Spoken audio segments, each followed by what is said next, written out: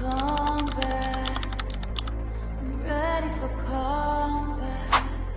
Watizens, welcome to Watisato. Aku Nacita Dan aku Reselin. Hari ini kita berdua sebagai host di episode ketiga Watisato. Lin, ngerti gak sih perasaan yang kayak satu circle tiba-tiba ngejauh, terus kamu baru tahu ternyata ada yang hasut di belakang. Ngerti banget sih, kayak yang awalnya fine-fine aja kan, terus tiba-tiba berubah karena ya itu ada yang ngehasut. Nah, kayaknya cerita yang hari ini mau dibawain sama kita cocok banget sama topik yang tadi kita omongin, Lin. Betul, Sil. Oke, langsung aja aku bacain ya. Hi, I wanna share my experience about my circle of friends. Aku gak ditemenin sama teman-temanku karena si satu ini ngehasut teman-teman aku. Sampai pas ada pemilihan, si satu ini gak mau kalau aku kepilih. Dia sampai bilang ke semua teman-teman kelasku, jangan pilih dia, terserah pilih siapa aja, asalkan jangan dia. Aku awalnya gak tahu kalau dia bilang begitu. Setelah pemilihan selesai, aku beneran gak kepilih dan temanku ini yang kepilih. Di situ aku benar-benar bingung harus ngapain. Malu, bingung, juga gemeteran. Ya karena mereka beneran gak ada satupun yang temenin aku. Setelah 1 bulan, aku tiba-tiba ditemenin sama mereka. Aku juga jadi punya teman dekat kan. Nah, dia punya screenshotan si satu menghasut teman-temanku yang lain biar gak pilih aku. Di situ aku langsung nge-freeze, gemeter, ngeblank, bener-bener lemes yang selemes-lemesnya. Kayak aku tuh heran, kenapa sih dia ngasut orang lain biar gak temenin aku? Aku udah berdamai sama keadaan sih, Min. Dia juga kayaknya udah kena karmanya sendiri.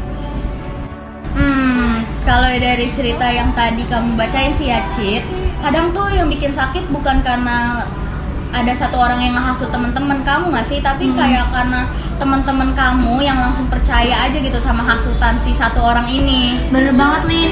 Makanya buat yang pernah di posisi itu, please jangan nyalain diri kalian sendiri. Karena orang lain itu emang suka iri tanpa alasan yang jelas. Dan bukan salah kamu juga kalau misalkan mereka lebih percaya sama gosip. Bener banget. Tapi di sisi lain, buat kalian yang mungkin pernah ada di posisi sebagai pelaku yang menghasut itu, coba deh kalian mikir, kayak kenapa sih harus sejahat itu sampai ngejatuhin orang lain? Takut kalah saing? Atau pengen dapat perhatian? Bener, Lin, kadang tuh orang suka nggak sadar kalau misalkan omongan kecil yang dia lontarin bisa menghancurin perasaan orang lain segede itu. Betul. Dan lebih lucunya pas semua udah terjadi, baru deh dia sadar, wah ternyata aku salah.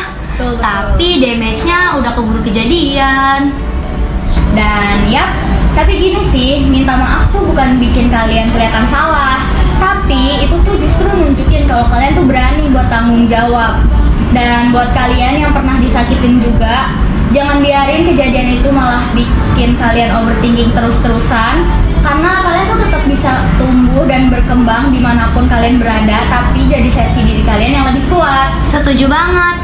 Dan kadang kehilangan teman yang gak tulus itu bukan kehilangan, tapi penyelamatan. Mending circle kecil tapi sehat daripada circle yang rame tapi isinya fake semua. Betul. Real friends tuh bukan yang selalu di sekitar kalian waktu kalian disorot doang atau di atas doang, tapi yang tetap support kalian walau kalian lagi ada di posisi terendah kalian. Facts. Jadi ya buat kalian yang lagi di posisi bingung sama teman sendiri, tenang aja, semua orang pasti bakal dapat waktunya buat lihat siapa yang paling tulus. Makasih ya Sender udah percaya Watisato sebagai wadah untuk share pengalaman kamu. Dan semoga saran yang tadi udah kita kasih bisa bermanfaat buat diri kamu dan teman-teman yang lainnya. See you!